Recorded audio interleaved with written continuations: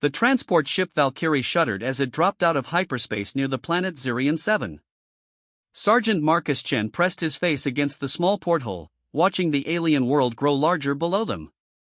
Red storms swirled across purple continents, and 3 moons hung like silver coins against the star-filled void. "First time seeing a Zephyrian world?" asked Private Rodriguez, sliding into the seat beside him. Marcus nodded. "Command briefed us, but seeing it in person is different." He studied the tactical display on his wrist computer. "Intel says the Zephyrians have been raiding our outer colonies for 6 months. Taking prisoners, stealing supplies, hitting civilian transports." The Valkyrie was part of Task Force Thunder, humanity's response to the growing Zephyrian threat. 12 ships carrying elite soldiers, the best the Terran Defense Force could offer. Their mission was simple: establish a forward base on Zirion 7 and gather intelligence on Zephyrian military capabilities. What they didn't know was that this mission would change the course of 2 civilizations forever. Captain Sarah Morrison's voice crackled over the comm system. "All personnel, prepare for atmospheric entry. We'll be on the ground in 20 minutes. Remember, we're here to observe and establish defensive positions. Avoid contact with hostile forces unless absolutely necessary." Marcus checked his rifle one more time, running his fingers over the familiar weight of his equipment. He'd been fighting aliens for 3 years now, ever since the first contact wars began. The Vorthan Empire had been humanity's introduction to galactic politics, and it hadn't been pleasant. Now the Zephyrians were proving just as hostile. But Marcus had learned something over his years of service that many soldiers missed. Behind every weapon pointed at you was a living being with fears, hopes, and family they wanted to protect. It didn't make them less dangerous, but it made them more than just targets. The ship touched down with a metallic groan, landing gear sinking into the soft alien soil. Through the opening bay doors, Marcus caught his first breath of Zirion 7's atmosphere. It smelled like copper and strange flowers, with an underlying hint of ozone that made his skin tingle. "Squad 7, with me," called Lieutenant Hayes, Marcus's commanding officer. "We're establishing perimeter watch on the eastern ridge." Marcus fell in with his squad as they moved out into the alien landscape. The gravity was lighter than Earth's, making each step feel like he was walking on springs. Strange plants with crystalline leaves caught the light of Zirion 7's twin suns, creating rainbow patterns that danced across the ground. They'd been walking for an hour when Rodriguez spotted movement in the distance. "Sergeant, got something at 2 o'clock. Looks like a vehicle of some kind." Marcus raised his scope and focused on the shape moving across the valley floor. It was definitely Zephyrian technology, a hovering craft about the size of a small car. But something was wrong with its flight pattern. It was weaving erratically, losing altitude with each passing second. "Looks like it's in trouble," Marcus observed, watching as the craft clipped a rock formation and spun wildly before crashing into a cluster of the crystal trees. "Hostile down," reported Rodriguez with satisfaction. One less to worry about. But Marcus was still watching through his scope. Movement near the wreckage caught his attention. A figure had emerged from the crashed vehicle, stumbling and clearly injured. Even at this distance, he could see the distinctive blue-gray skin and elegant build of a Zephyrian. "There's a survivor," Marcus announced. Lieutenant Hayes moved up beside him. "Confirmed hostile?" Marcus studied the figure more carefully. The Zephyrian was smaller than the warriors he'd encountered before, with different proportions. The clothing looked more ceremonial than military. "Hard to say, sir. Doesn't appear to be armed. Probably a scout or courier," Hayes decided. "We'll mark the location and report it to command." "Not our problem." The squad continued their patrol, but Marcus found himself glancing back toward the crash site. Something about the situation bothered him. The way the Zephyrian had been moving suggested serious injury, and they were alone in hostile territory. 2 hours later, as they established their watch position on the ridge, Marcus made a decision that would echo through history. "Sir, requesting permission to investigate the crash site," he said to Lieutenant Hayes. Hayes looked up from the tactical display he was studying. "Negative, Sergeant. Our orders are to maintain observation position. It could be valuable intelligence, sir. If we can capture that Zephyrian alive, think what command could learn. The lieutenant considered this. Take Wilson and Rodriguez. 30 minutes, no more. If it looks like a trap, you get out immediately. Marcus nodded and gathered his two squadmates. They made their way down the ridge using natural cover, moving carefully through the alien landscape. The crash site was worse than it had looked from a distance. The Zephyrian craft had torn through several of the crystal trees, leaving a trail of destruction and scattered metal. The survivor was sitting propped against one of the remaining trees, clearly in pain. As they got closer, Marcus realized this wasn't a typical Zephyrian warrior. The being was smaller, more delicate, with intricate patterns traced in silver across the blue-gray skin. The clothing was made of flowing fabric that seemed to shift color in the alien sunlight. Definitely not military, whispered Wilson, raising his rifle. The Zephyrian noticed their approach and tried to stand, but collapsed back against the tree with a sound that might have been pain or fear. Marcus held up a hand, signaling his men to hold position, and approached alone. Easy, he said in a calm voice, though he knew the alien probably couldn't understand English. We're not going to hurt you. The Zephyrian looked up at him with large, dark eyes that seemed to hold an intelligence Marcus hadn't expected. The being spoke in their musical language, words that rose and fell like a complex song. Marcus knelt down carefully, keeping his rifle lowered. Up close, he could see that the Zephyrian was badly injured. There was dark blue blood on the alien's forehead, and one arm was bent at an unnatural angle. Rodriguez, he called softly. Bring the medical kit. Sarge, you sure about this? Rodriguez approached cautiously. Could be faking it. But Marcus was studying the Zephyrian's wounds. The injuries were real, and potentially serious. More importantly, he was noticing details about the alien's appearance that didn't match the intelligence reports. The clothing wasn't just ceremonial, it was extremely high quality, made from materials that probably cost more than Marcus made in a year. The silver patterns on the skin weren't tattoos or paint. They were actually embedded somehow, creating designs of incredible complexity and beauty. This isn't just any Zephyrian, Marcus realized aloud. The alien spoke again, and this time Marcus caught something familiar in the tone.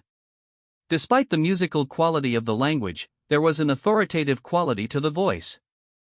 This was someone used to being obeyed. Marcus made a decision that went against everything in his military training. He set down his rifle and opened the medical kit, pulling out a universal bioscanner. The device was designed to work with most known alien physiologies, and it quickly confirmed what he'd suspected. The Zephyrian had a serious concussion and internal injuries. Sarge, what are you doing? Wilson hissed. Saving a life, Marcus replied, pulling out a biocompatible healing pad. The technology was experimental, designed to work across species barriers. If he was right about this alien's importance, keeping them alive could be crucial. The Zephyrian watched with obvious surprise as Marcus began treating the injuries. The alien spoke again, this time with what sounded like questions. Marcus worked in silence, using hand gestures to indicate what he was doing.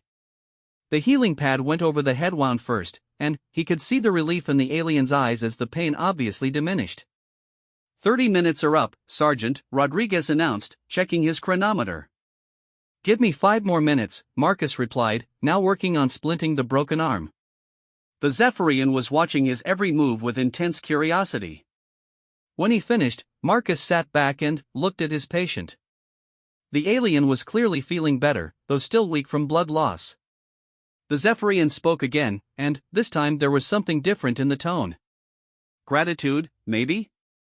The alien reached into the folds of their clothing and pulled out what looked like a small crystal pendant. It was beautiful, carved with intricate patterns that seemed to glow with their own inner light. The Zephyrian held it out to Marcus. I don't think we should take anything from them, Wilson warned. But Marcus was looking into the alien's eyes. There was something there, a depth of emotion that reminded him of his sister when she'd given him her good luck charm before his first deployment. He accepted the pendant carefully, nodding his thanks. The Zephyrian smiled, an expression that was somehow universal despite the alien features. "We need to go, Sarge," Rodriguez urged. "If there are other Zephyrians looking for this one." Marcus helped the alien to their feet, making sure they could walk. The Zephyrians seemed steady enough, though they would need proper medical attention soon. As they prepared to leave, Marcus turned back one more time. The Zephyrian was watching him go, and raised one hand in what might have been a farewell gesture. "Think we'll see them again?" Wilson asked as they climbed back up the ridge. Marcus fingered the crystal pendant in his pocket. Something told him this encounter was far from over. When they reached the watch position, Lieutenant Hayes was waiting with a frown. "Report, Sergeant." "Crash site investigated, sir. Single Zephyrian survivor, injured but mobile. We provided basic medical assistance and withdrew." "You treated a hostile alien?" Hayes demanded. Marcus met his commanding officer's gaze steadily. "I treated an injured sentient being who posed no immediate threat, sir. Standard protocols for prisoner handling apply even in the field." Hayes studied him for a long moment. "Any intelligence gathered?" "The survivor appeared to be civilian, sir.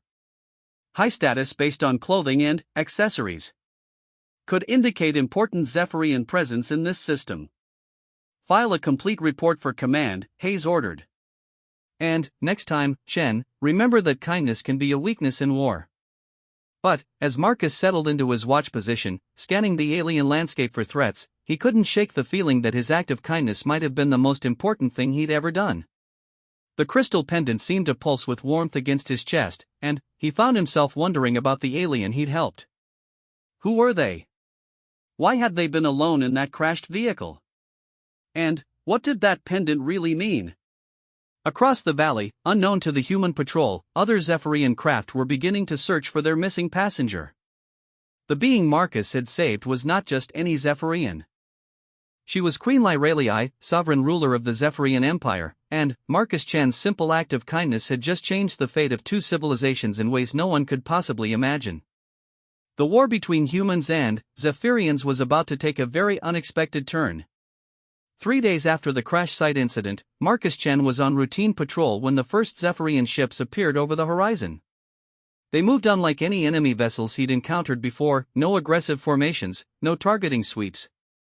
Instead, they approached slowly, almost cautiously. "Contact, contact!" Rodriguez shouted into his comm unit. Multiple Zephyrian craft approaching from the northeast. Estimate 6 vessels, medium class. Lieutenant Hayes' voice crackled back immediately. "All units, fall back to defensive positions. Do not engage unless fired upon." But the Zephyrian ships didn't attack. They formed a perfect circle around the human base camp, hovering just outside weapons range. For 2 hours, they simply waited. Marcus watched through his scope, studying the alien vessels. Their design was elegant, almost artistic, with flowing lines that seemed to change color in Zirian 7's strange light. Nothing like the brutal warships humanity had faced in previous encounters. "What do you think they want?" Wilson asked, crouched beside him in their foxhole. Marcus fingered the crystal pendant hidden beneath his uniform. Ever since accepting it from the injured Zephyrian, he'd noticed changes. Sometimes he could almost understand fragments of alien transmissions. Other times, he found himself knowing things about Zephyrian culture that he'd never learned. "I think they're looking for someone," he said quietly. The standoff continued until sunset, when one of the Zephyrian craft broke formation and approached the human perimeter alone. It descended slowly, landing gear extending in a gesture that seemed deliberately non-threatening. Captain Morrison's voice echoed across the base, "All personnel maintain positions. No one fires without direct orders." A ramp extended from the alien craft, and 3 figures emerged. 2 were clearly guards, tall, armored Zephyrians carrying weapons that hummed with energy. But the third figure made Marcus's breath catch in his throat. It was the alien from the crash site. Even at a distance, he could recognize the smaller stature, the flowing garments, the graceful way of moving. But now the Zephyrian was accompanied by a full escort and wearing robes that seemed to be made of captured starlight. "Holy shit," Wilson whispered. "Is that the survivor from the other day?" Marcus confirmed, his mind racing. If this Zephyrian was important enough to warrant a full squadron escort, then his initial assessment had been wildly wrong. This wasn't some minor official or courier. The three aliens walked slowly toward the human perimeter, stopping about 50 meters away. The injured Zephyrian stepped forward and spoke in their musical language, voice carrying clearly across the distance.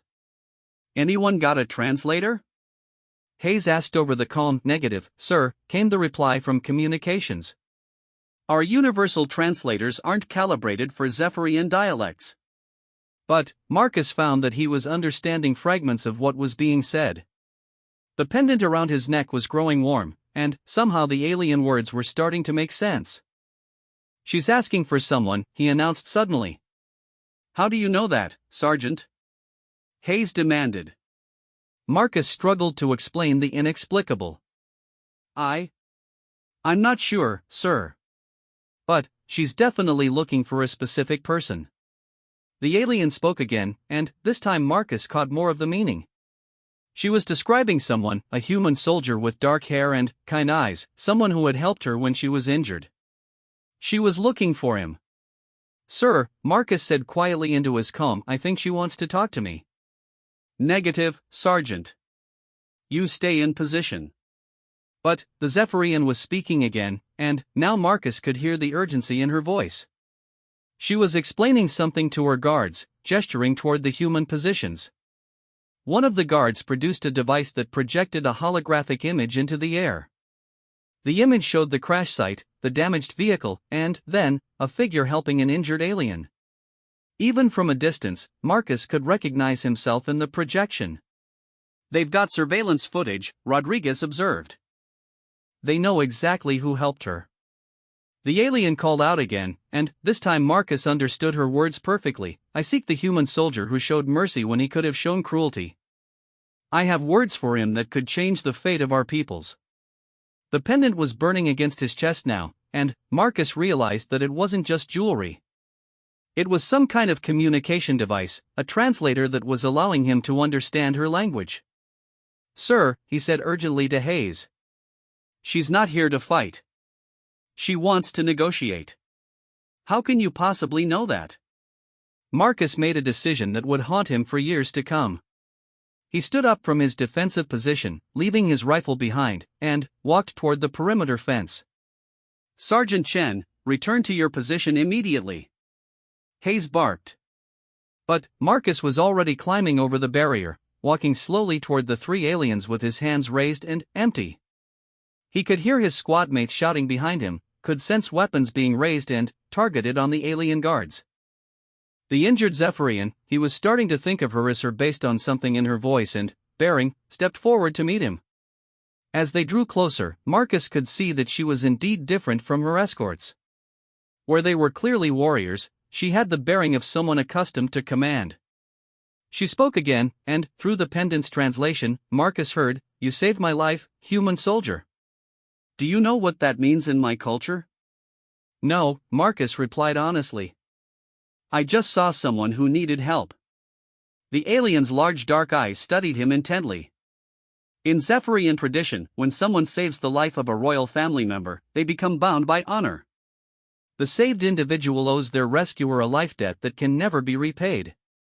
Marcus felt the blood drain from his face. "Royal family?" She nodded slowly. "I am Queen Lyralii, sovereign ruler of the Zephyrian Empire." "And you, human soldier, have unknowingly become the most important person in both our civilizations." Behind him, Marcus could hear Lieutenant Hayes shouting orders, but the words seemed to come from very far away. He was staring into the eyes of the ruler of humanity's enemy, someone who commanded fleets that could destroy entire worlds. "Your name," Queen Lyralii requested gently. "Sergeant Marcus Chen, Terran Defense Force." "Marcus Chen," she repeated, the name sounding strange in her musical accent. "Do you know why I came here personally to find you?" Marcus shook his head, not trusting his voice. Because 3 days ago, when I lay injured and alone, you had every reason to leave me to die. Your people and mine are at war. I was defenseless, in enemy territory, completely at your mercy. But, instead of taking revenge for the raids on your colonies, instead of capturing me for interrogation, instead of any of the logical military responses, you treated my wounds and helped me to safety. She reached into her robes and pulled out a device that looked like the pendant she'd given him, but larger and more ornate. This is a quantum communicator, tuned to the pendant you carry. It allows instantaneous communication across any distance. I gave it to you because I needed to speak with you again, to understand the kind of person who would show such kindness to an enemy. Your Majesty, Marcus began, then stopped. He had no idea how to address alien royalty. You may call me Lyralii, she said gently. Formality seems inappropriate between us now. Lyralii, Marcus said carefully. Why are you telling me this? Why reveal your identity? Her expression became grave. Because the war between our peoples is about to escalate beyond anything either side has seen. My military commanders are planning a massive assault on your outer colonies. They believe humans are nothing but violent barbarians who understand only force. Marcus felt his heart sink. And, now? Now I have evidence to the contrary. You showed me that humans are capable of mercy, of compassion, of seeing beyond the immediate conflict to the person in need. She paused, studying his face. Marcus Chen, I have a proposition for you. What kind of proposition? I want you to come with me to the Zephyrian homeworld. As my guest, under my personal protection. I want my people to meet the human who saved their queen's life, to see that not all humans are the monsters our propaganda has painted them as. The suggestion was so outrageous that Marcus almost laughed. I'm just a sergeant. I don't have the authority to negotiate anything. But, you have something more important than authority, Lyralii replied. You have moral courage. You proved that when you chose to help me instead of following military protocol. Behind them, Marcus could see human soldiers moving into position. The standoff was becoming more tense with each passing moment. If I refuse, he asked. Then, the war continues on its current path. My military commanders will launch their assault, your forces will respond in kind, and thousands of innocents on both sides will die. Her voice carried genuine sadness. But, if you agree to come with me, if you help me show my people that peace is possible, we might be able to prevent that future. Marcus looked back at his fellow soldiers, then, at the alien queen who held the fate of two civilizations in her hands. The decision should have been impossible, but somehow it felt inevitable. How do I know this isn't a trap? How do I know you won't just execute me as a war criminal? Lyralii smiled, and the expression transformed her alien features into something almost human. Because, Marcus Chen, you trusted me enough to save my life when you had every reason not to. Now I'm asking you to trust me enough to let me save yours. She gestured toward her guards. Commander Thane and Captain Vex are my most trusted advisors. They initially opposed my decision to come here personally, but they've watched the recordings of our encounter. They understand what your actions represent. The larger of the two guards stepped forward and spoke in heavily accented English. Human Marcus Chen, you showed honor when dishonor would have been easier. This is worthy of respect. You speak our language? Marcus asked, surprised. All royal guards learn the languages of potential enemies, Commander Thane replied. It is practical. But, understanding your words and understanding your character are different things. The Queen has helped us see the difference. Queen Lyralii held out her hand to Marcus. Will you come with us? Will you help me prevent a war that will devastate both our peoples? Marcus looked at her outstretched hand, then, back at his fellow humans. He thought about his sister back on Earth, about the colonies that would be attacked if the war escalated, about the alien civilians who would suffer if humanity responded in kind. The pendant around his neck pulsed with warmth, and he realized that this moment had been building since the instant he decided to help an injured stranger. Everything that followed was simply the consequence of that one act of kindness. He reached out and took the alien queen's hand. I'll come with you, he said quietly. The decision sent shockwaves through both civilizations, though neither side fully understood the implications yet. Behind them, Lieutenant Hayes was frantically calling for orders from command. Around them, the Zephyrian escorts were preparing for immediate departure. And, in the space between two armies, a human soldier and an alien queen began a partnership that would change the galaxy forever. There's one condition, Marcus added as they walked toward the Zephyrian craft. Name it, Lyralii replied. If this doesn't work, if your people reject the idea of peace, you have to let me return to my unit. I won't abandon my people, even for you. The queen nodded solemnly. Agreed. But, Marcus Chen, I believe you'll find that kindness is a language understood throughout the galaxy. You've already proven that to me. As they boarded the alien ship, Marcus caught a final glimpse of his squadmates watching in stunned silence. He raised one hand in farewell, wondering if he would ever see them again.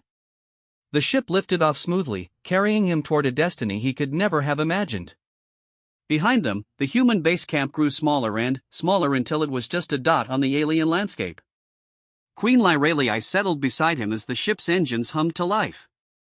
Are you afraid? She asked gently. Marcus considered the question honestly. Terrified, he admitted. But, also hopeful. Maybe that's what courage really is, being afraid and doing the right thing anyway. The queen smiled again. Then, you understand more about leadership than most of my advisors. We're going to make quite a team, Marcus Chen. As the ship climbed toward space, neither of them realized that their alliance would soon face challenges that would test not just their courage, but their faith in each other and in the possibility of peace between species that had known only war. The Zephyrian capital city of Lumen Spire was beyond anything Marcus had imagined. Towers of living crystal stretched toward the sky, their surfaces shifting through spectrums of color that had no names in human language.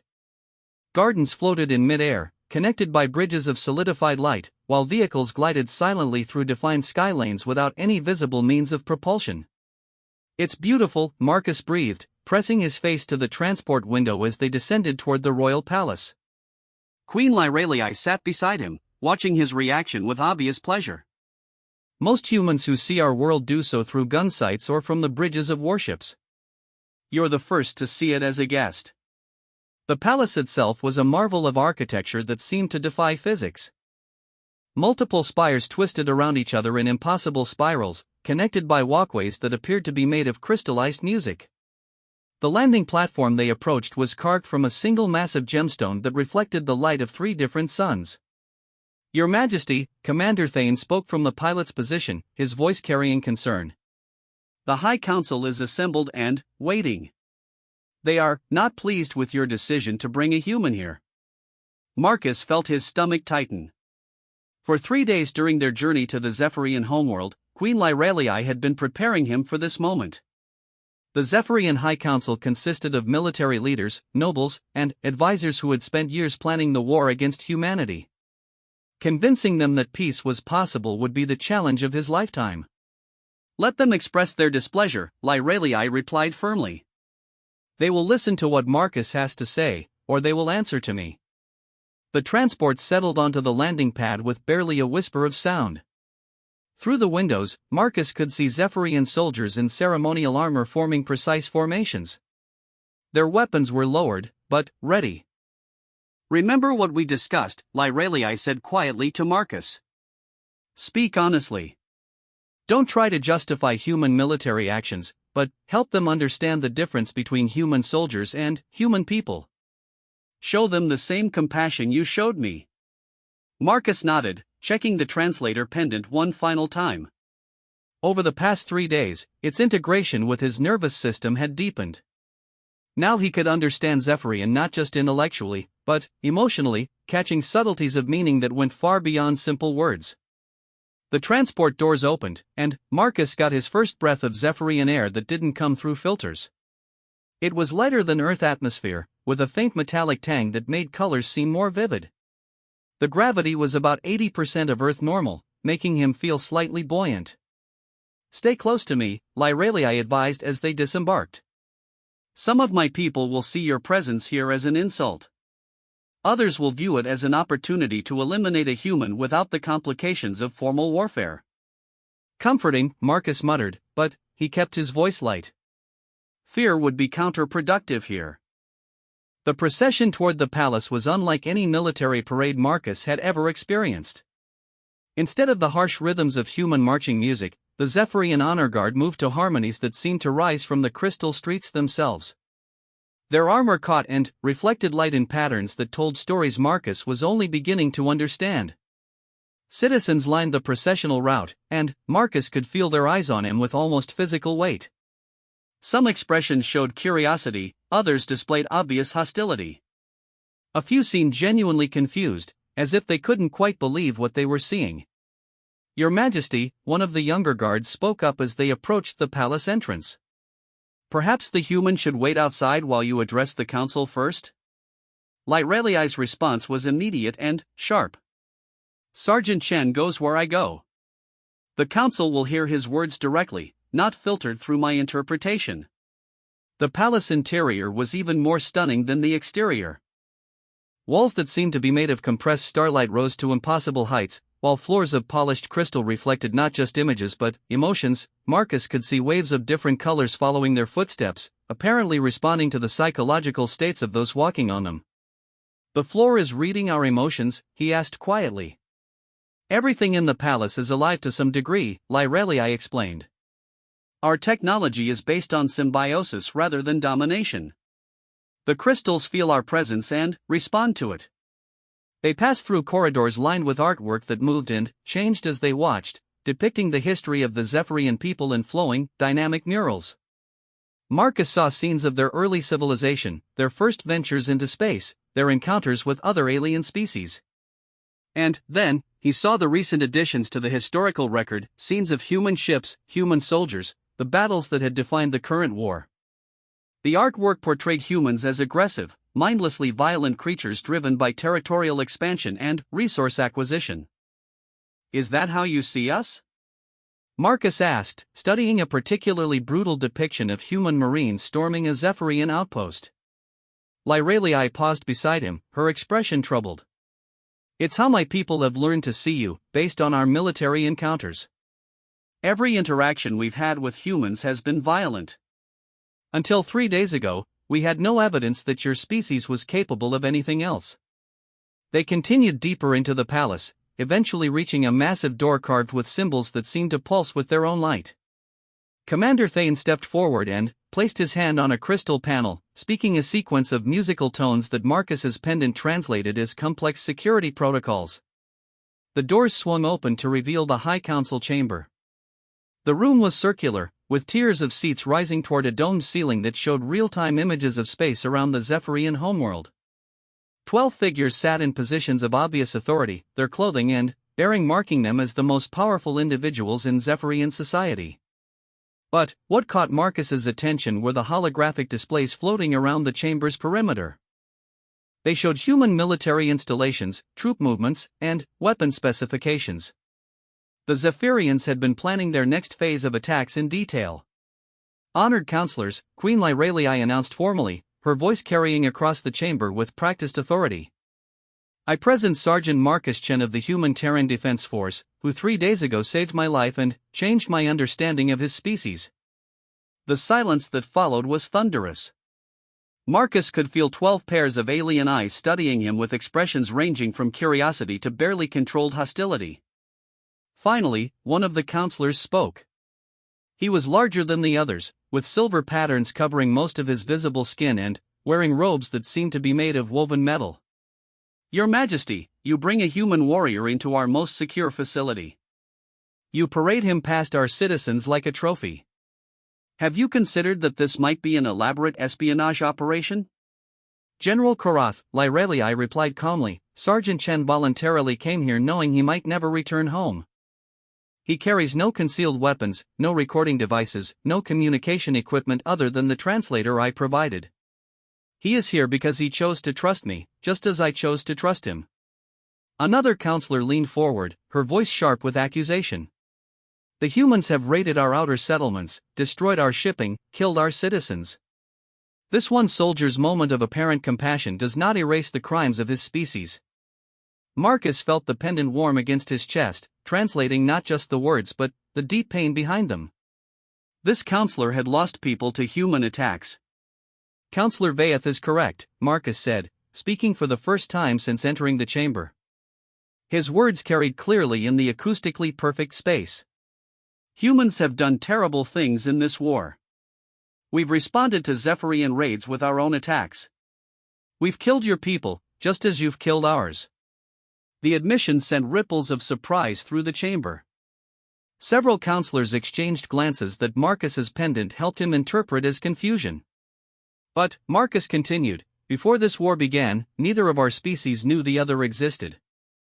Every interaction we've had has been filtered through fear, misunderstanding, and the assumption that the other side represents a threat to our survival. General Karath stood, his imposing figure radiating authority. Are you suggesting that humans are not a threat to our survival? Your fleets attack our trade routes. Your soldiers occupy worlds we've claimed for generations. I'm suggesting, Marcus replied carefully, that maybe we're fighting over misunderstandings rather than genuine conflicts of interest. When Queen Lyralii was injured, I didn't see an enemy ruler. I saw someone who was hurt and needed help. Maybe that's how we should have been looking at each other from the beginning. A younger counselor spoke up, her voice carrying genuine curiosity. What did you hope to accomplish by coming here, human? Do you think one act of mercy can erase a war? Marcus looked around the chamber, meeting each pair of alien eyes in turn. I hope to show you that humans and Zephyrians might have more in common than our governments think. Your Majesty saved my life too, in a way. She could have ordered my execution the moment she revealed her identity. Instead, she offered me a chance to prevent more bloodshed. Counselor Vaeth stood, her expression skeptical. Pretty words, Sergeant Chen. But, your human leaders are already mobilizing massive fleets in response to our recent operations. How do you propose to stop a war that both sides seem determined to fight? The question struck at the heart of Marcus's deepest fear. During their journey to the Zephyrian homeworld, he'd been haunted by visions of the escalation that would follow his disappearance. Human command would assume he'd been captured or killed. The Zephyrians would interpret human fleet movements as preparation for a major offensive. I don't know if we can stop it entirely, Marcus admitted. But, maybe we can change how it ends. Queen Lyralii showed me recordings of your planned operations.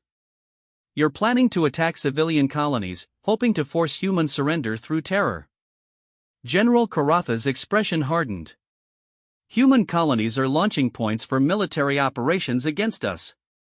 They are legitimate targets. And, when you attack those colonies, you'll kill families. Children. People who have nothing to do with the war except being in the way. Marcus's voice carried the pain of his own experiences. I've seen what happens when military operations target civilians. It doesn't end wars. It makes them more brutal. The chamber fell silent as Marcus continued. But, I've also seen what happens when soldiers choose mercy over vengeance. 3 days ago, Queen Lyralii and I proved that enemies can become allies. If we can do it, maybe our civilizations can too. Queen Lyralii stepped forward, her voice ringing with authority. Honored counselors, I propose a suspension of all offensive operations against human civilian targets. Instead, I want to initiate formal contact with human leadership through Sergeant Chen. The reaction was immediate and explosive. Half the counselors began speaking at once, their musical voices creating a cacophony of objection and debate. General Karatha's voice rose above the rest. Your Majesty, the human fleets are already moving toward our territory. If we delay our planned operations, they will strike first and destroy our forward positions. We cannot negotiate from a position of weakness. We're not negotiating from weakness, Lyralii replied firmly. We're negotiating from strength. We have something they want desperately, their missing soldier. And, they have something we need, proof that peace is possible. Marcus felt the weight of history settling on his shoulders. The next few minutes would determine whether two civilizations found a path toward peace or plunged into a war that could devastate both species. There's something else you should know, Marcus said quietly, and the chamber fell silent. The pendant Queen Lyralii gave me has been recording everything. Not intentionally on my part, but it's a quantum communicator. Everything I've seen and heard here has been transmitted back to the device she carried when I found her. The admission sent shockwaves through the chamber. Several counselors were on their feet immediately, demanding explanations. I'm telling you this because trust has to start somewhere, Marcus continued. You've shown me your military plans, your capabilities, your fears about humanity. It's only fair that you know humans now have access to that information too. Queen Lyralii stared at him in surprise. Marcus, you just gave up the only advantage your species had. Why? Marcus met her eyes steadily. Because real peace isn't built on advantages or secrets. It's built on mutual understanding and trust. If we're going to end this war, we need to start by being honest with each other. The chamber erupted into chaos as counselors began shouting in their musical language. But, through the translator pendant, Marcus could hear something else beneath the anger and confusion. Hope. For the first time since the war began, someone had chosen trust over tactical advantage. The implications were staggering, and both sides were struggling to understand what it might mean for their future. As the debate raged around him, Marcus realized that his journey from simple soldier to interstellar diplomat was far from over. The hardest challenges still lay ahead, and the fate of two civilizations now rested on the foundation of kindness he'd shown to a stranger in need. Queen Lyralii moved to his side, her voice barely audible over the chaos. You may have just changed everything, Marcus Chen. I hope you're prepared for the consequences. Marcus looked around the chamber at aliens who were grappling with the possibility that their enemy might be capable of honor after all.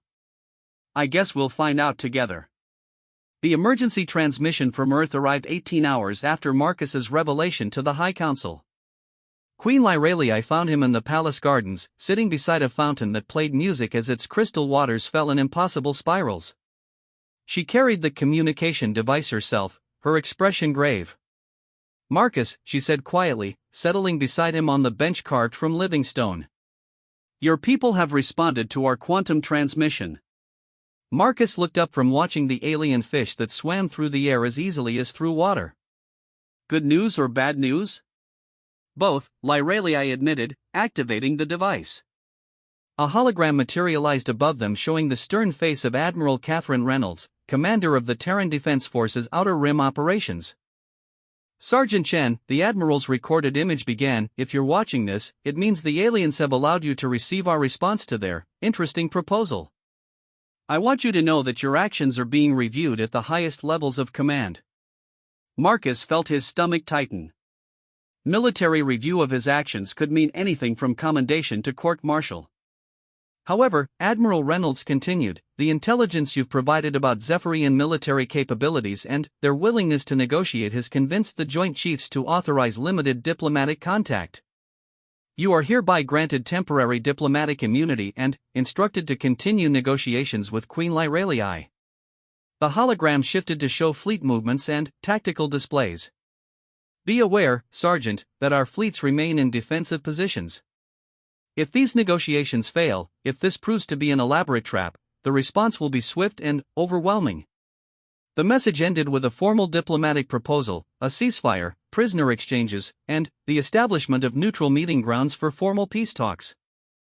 Marcus looked at Queen Lyralii, who had watched the entire transmission with intense focus. What do you think? I think your Admiral Reynolds is exactly what I expected from human leadership, she replied. Cautious, militarily prepared, but willing to consider alternatives to endless warfare. She stood and began pacing beside the fountain, her robes flowing like liquid light in the alien breeze. The problem isn't what your people are offering, Marcus. The problem is what my people are demanding. Which is? General Karath has convinced half the High Council that your revelation about the quantum communicator was a deliberate intelligence leak, designed to make us overconfident and vulnerable. Her expression showed the strain of the past day's debates. They believe this entire situation is an elaborate human deception. Marcus stood, feeling the lighter gravity make the movement feel almost like flying. what do you believe? Queen Lyralei stopped pacing and looked directly at him. I believe that 3 days ago, a human soldier chose compassion over hatred, and that choice has created the first real opportunity for peace our civilizations have ever had. But belief isn't enough. I need proof that humans are genuinely committed to peace, not just buying time to position their fleets for a decisive strike. She gestured toward the hologram, which still showed human ship movements. Your admiral says the fleets are in defensive positions. General Karath sees them as staging areas for an invasion. Marcus studied the tactical display, using his military experience to analyze the human formations. Actually, they're both right. Those are defensive positions, but they could be converted to offensive operations within days if needed. Can you contact your people directly? Convince them to take some action that would prove their peaceful intentions? Maybe. Marcus touched the quantum communicator pendant, feeling its familiar warmth. But what kind of proof would satisfy General Karath? What would convince him that humans can be trusted? Queen Lyralei's expression grew thoughtful. There's something you should understand about Zephyrian culture, Marcus. We value sacrifice above almost everything else. When someone gives up something precious for the benefit of others, it demonstrates the sincerity of their intentions. What kind of sacrifice? Before she could answer, Commander Thane approached through the garden paths, his expression urgent. Your Majesty, the High Council has reached a decision. They're demanding your presence immediately. The trio made their way back through the crystal corridors to the council chamber, where Marcus immediately sensed the change in atmosphere. The councillors were arranged in formal debate positions, and several had activated personal force shields, a sign of serious internal conflict. General Karath stood as they entered, his imposing figure radiating authority and barely controlled anger.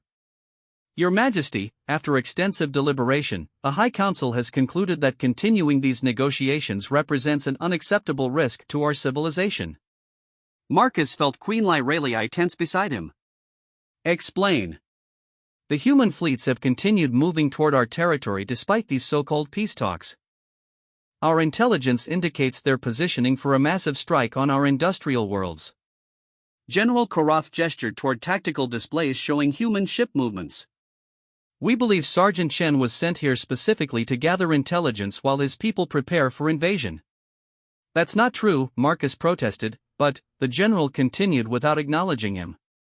Furthermore, the quantum communicator has indeed been transmitting data about our defenses, our troop positions, our military capabilities directly to human command. Whether or not the sergeant was aware of this is irrelevant. The damage has been done.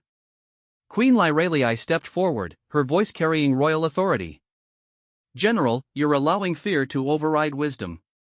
The humans could have attacked at any time during the past 3 days.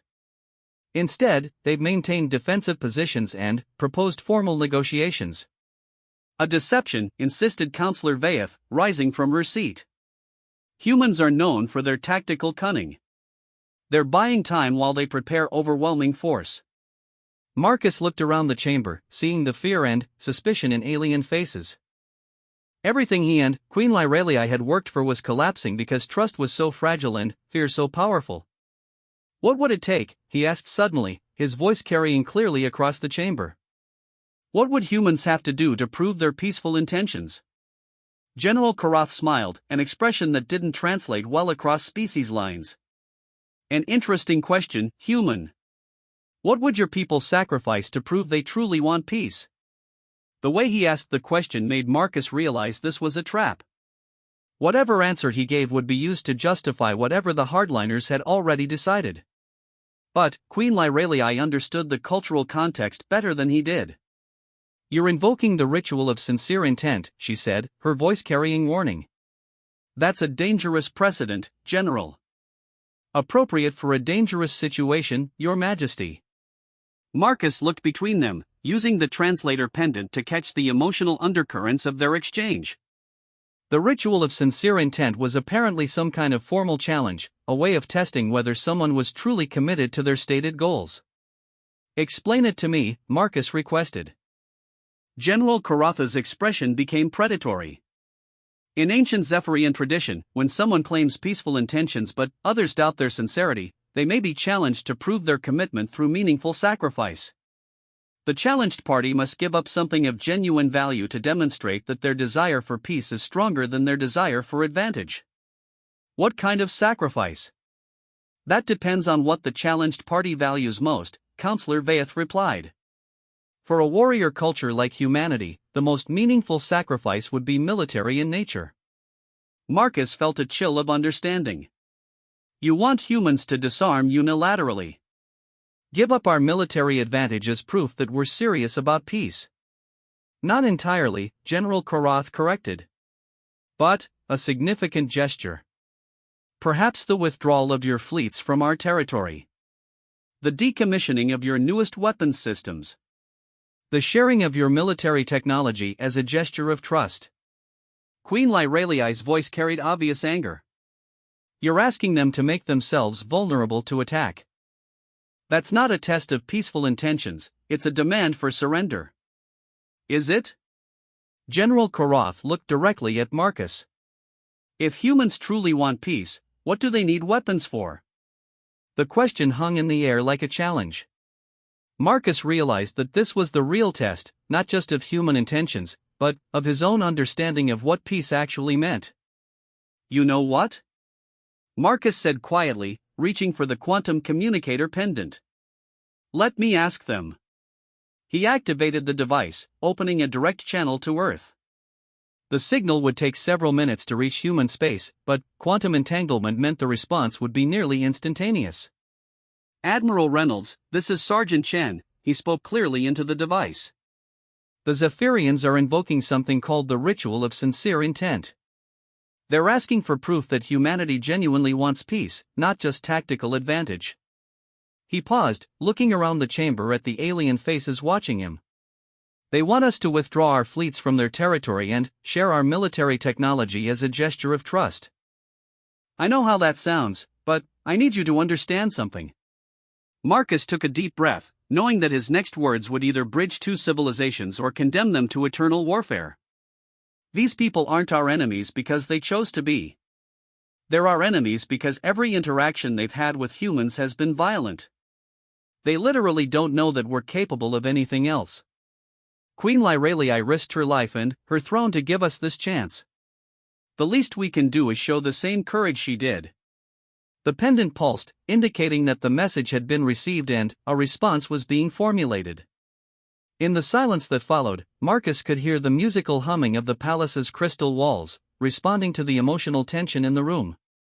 The response came faster than expected, Admiral Reynolds' voice emerging from the communicator with crystal clarity. Sergeant Chen, after consultation with the Joint Chiefs and civilian leadership, Earth Command is prepared to make the following gesture of good faith. We will withdraw our forward fleets to defensive positions around our own territory and share limited defensive technology specifications.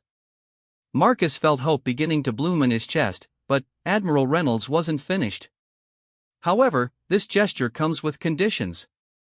We require the immediate establishment of neutral meeting zones, the exchange of hostages to guarantee safe conduct, and formal recognition of existing human territorial claims. Furthermore, any act of aggression by Zephyrian forces will result in the immediate resumption of military operations. The chamber erupted into musical debate as the counselors discussed the human response. Marcus could understand enough to know that opinions were sharply divided. Some saw the gesture as adequate proof of human sincerity, while others viewed the conditions as evidence of continued aggressive intent.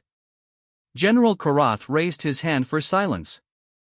When he spoke, his voice carried the weight of formal judgment. The human response is insufficient. True peaceful intent would not come with threats of retaliation or demands for territorial concessions. Marcus felt his heart sink, but Queen Lyreliai stepped forward before he could respond. General Korath, I invoke my royal prerogative to make a counter-proposal. Her voice rang with authority that brooked no argument. If the humans are willing to sacrifice military advantage for peace, then we should be willing to do the same. Your Majesty? Commander Thane's voice carried confusion and concern. I propose that both species withdraw to defensive positions around their core worlds. That both sides share basic defensive technology. that both sides exchange representatives to serve as permanent ambassadors and guarantors of the peace process. She looked directly at Marcus, her alien eyes holding emotions he was beginning to recognize as hope and determination. "And I propose that I personally serve as one of those ambassadors, taking up residence in human space as proof of Zephyrian commitment to peace." The chamber fell silent in shock. What Queen Lyralii was proposing was unprecedented, a ruling monarch voluntarily placing herself in the hands of her enemies as surety for her people's peaceful intentions. General Karath found his voice first. "Your Majesty, that's impossible." "The risks are exactly equal to the risks Sergeant Chen took when he agreed to come here," she replied firmly. "If we expect humans to show courage and trust, we must be prepared to show the same." Marcus stared at her in amazement. She was offering to sacrifice her own safety, her position, potentially her life, to make peace possible. It was the kind of gesture that could transform enemies into allies, if both sides had the courage to accept it. "I need to contact Earth again," Marcus said quietly, his mind racing with the implications. "This changes everything." As he reached for the communicator, Queen Lyralii placed her hand on his arm. "Marcus, you should know that if I do this, if I go to human space as an ambassador, there will be those among my people who see it as betrayal. Some will try to use my absence to seize power and resume the war. And some humans will see your presence as an opportunity to take revenge for everyone we've lost," Marcus replied honestly. "This could backfire catastrophically for both of us." She smiled, that expression that transformed her alien features into something almost familiar. "Then, we'll just have to prove them wrong, won't we?" As Marcus activated the communicator to contact Earth with this unprecedented proposal, he realized that the simple act of kindness he'd shown to an injured stranger had grown into something that could reshape the galaxy. The question now was whether two civilizations had the courage to trust each other enough to take the final leap toward peace. 6 months after the Treaty of Two Worlds was signed, Marcus Chen stood on the observation deck of the diplomatic station Harmony, watching ships from both civilizations dock side by side for the first time in galactic history. Human destroyers with their angular, aggressive lines rested next to Zephyrian vessels that looked like crystallized music, and somehow the combination seemed right. "Admiring our handiwork?" Queen Lyralii's voice came from behind him, still carrying that musical quality that had first caught his attention on Zirian 7. Marcus turned to find her approaching in the formal robes she wore for diplomatic functions, though she'd adapted them to be less flowing and more practical for the station's artificial gravity. Over the past months, she'd made many such adaptations to life among humans. "I was thinking about how impossible this would have seemed a year ago," Marcus replied, gesturing toward the mixed fleet outside. "Human and Zephyrian ships working together instead of trying to destroy each other. The galaxy is full of impossibilities that become inevitable in hindsight," Lyralii observed, joining him at the observation port. "Though I admit, there were moments when I thought we'd never reach this point." Those moments had been numerous and terrifying. Marcus's proposal for mutual ambassadorship had sparked 6 weeks of intense negotiations, complicated by hardliners on both sides who saw any compromise as weakness or betrayal. The breakthrough had come when Admiral Reynolds met General Karath in person for the first time. The two military leaders had immediately recognized kindred spirits, warriors who understood that sometimes the greatest victory came from knowing when not to fight. "Speaking of impossible things," Marcus said, pulling a small device from his pocket, "I got a message from my sister today. She's graduating from the Zephyrian Cultural Exchange Program next week." Lyralii smiled, an expression that had become more familiar and warm over their months of working together. "Dr. Chen has been one of our most successful exchange students. Her insights into human psychology have helped our people understand yours far better than any military intelligence ever could." The exchange programs had been one of the most successful aspects of the peace process. Thousands of humans and Zephyrians had crossed the species divide to study each other's cultures, sciences, and arts. What they discovered was that the differences between their civilizations were far smaller than their similarities. "Your Majesty," came a voice from behind them. Commander Thane approached, carrying a datapad with obvious urgency. "We've received reports from the Outer Rim territories." Marcus felt his stomach tighten. The outer rim was where extremist groups from both species had retreated when the peace talks began. For months, they'd been conducting raids and sabotage operations designed to restart the war. What kind of reports? Lyralii asked, her diplomatic mask immediately replacing her more relaxed expression. The terrorist group calling itself the Human Purity Alliance has attacked 3 Zephyrian research stations. Simultaneously, a Zephyrian faction known as the Silverblade conducted strikes on human mining operations. Thane's expression showed his concern. Both attacks were coordinated and well-planned. Someone is organizing them. Marcus and Lyralii exchanged glances. They'd been expecting something like this, extremists on both sides working together to destroy the peace they'd worked so hard to build. The irony was bitter. The first true cooperation between humans and Zephyrians was happening among those who wanted war. Casualties? Marcus asked. Minimal on both sides. The attacks seemed designed to cause damage and send a message rather than maximize deaths. Thane handed the datapad to Queen Lyralii. But the coordination suggests they're building towards something larger. Lyralii studied the tactical reports, her expression growing more troubled with each detail. These aren't random terrorist attacks. They're probing our response protocols, testing how quickly we can coordinate joint operations. You think they're planning something bigger? Marcus asked.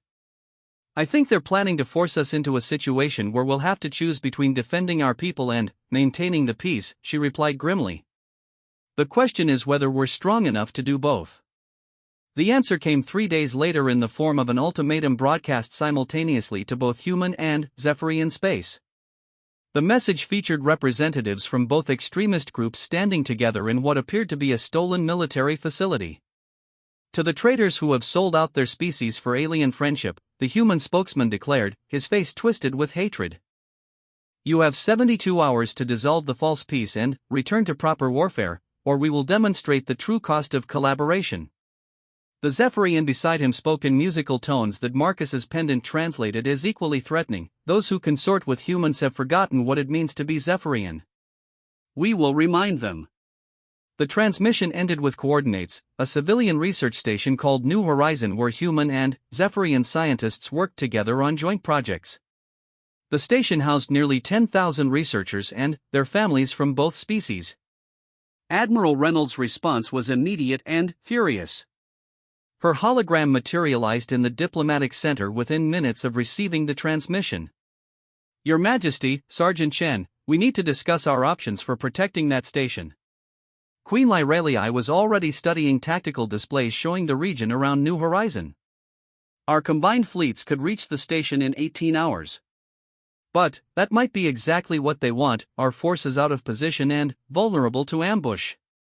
It's a trap, Marcus agreed, his military training analyzing the situation. They want us to rush in and rescue the hostages. Meanwhile, they hit other targets while our forces are committed.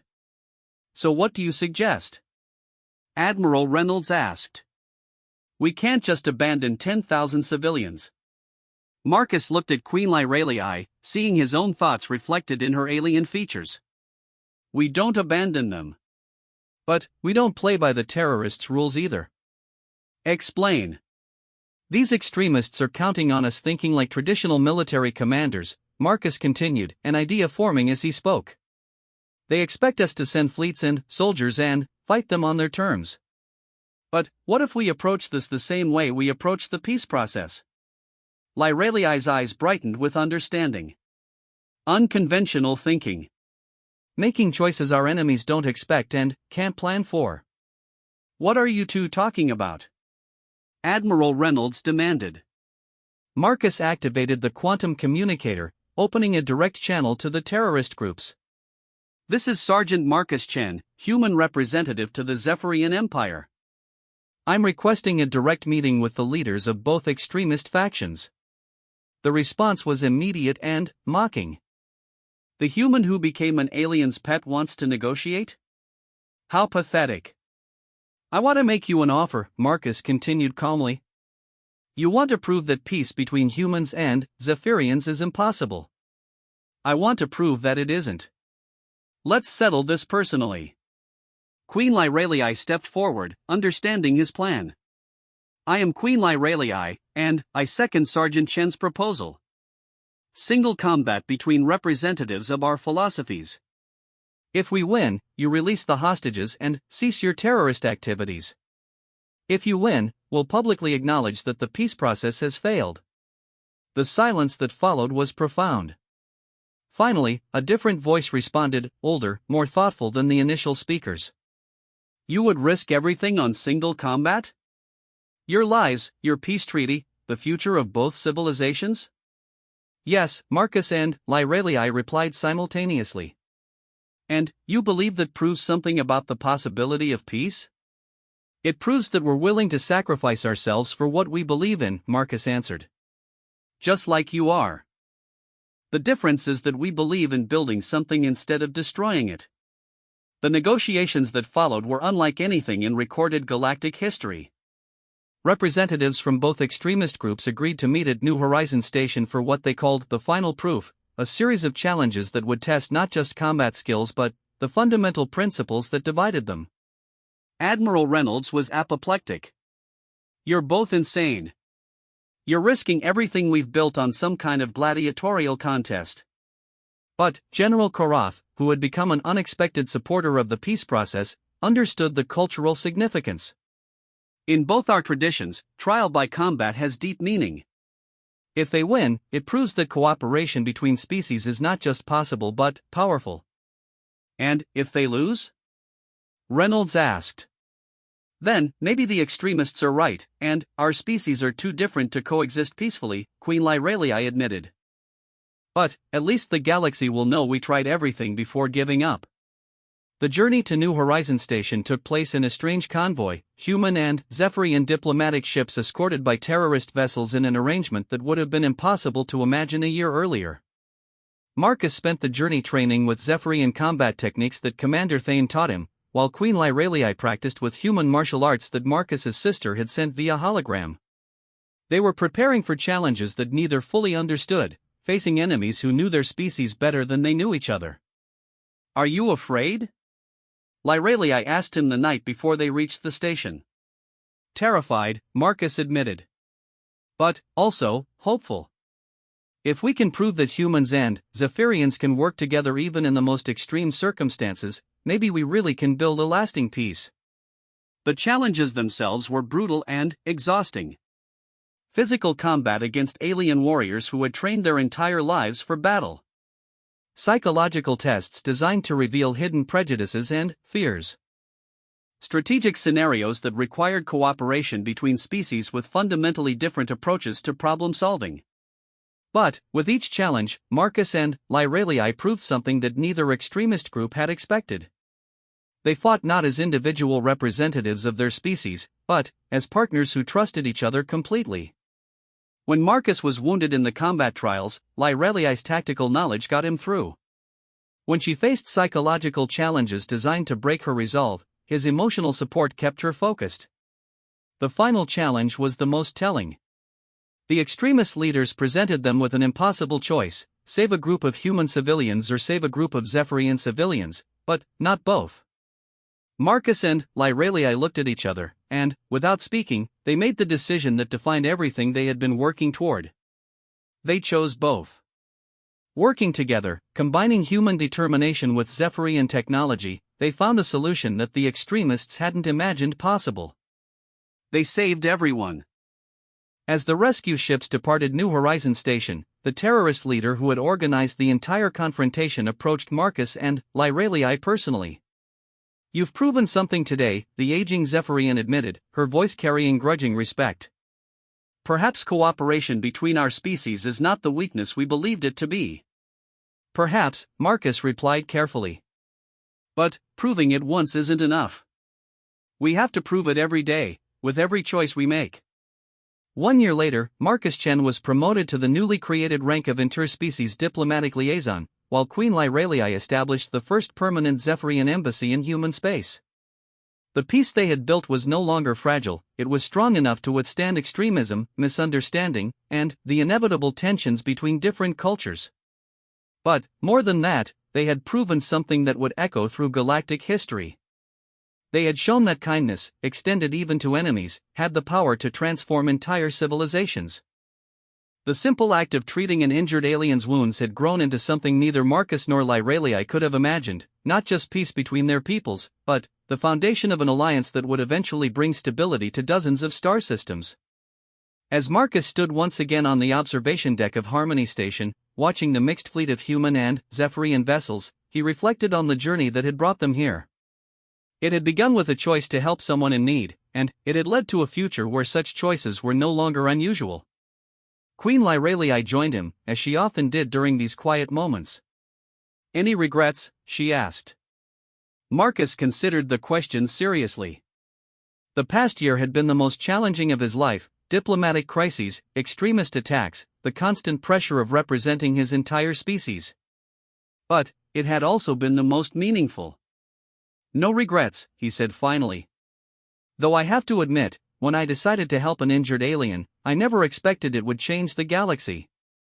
Lyralii smiled, that expression that had become so familiar and dear to him. "Perhaps that's the most human thing about you, Marcus Chen. You didn't help me because you expected a reward or recognition. You helped me because it was the right thing to do.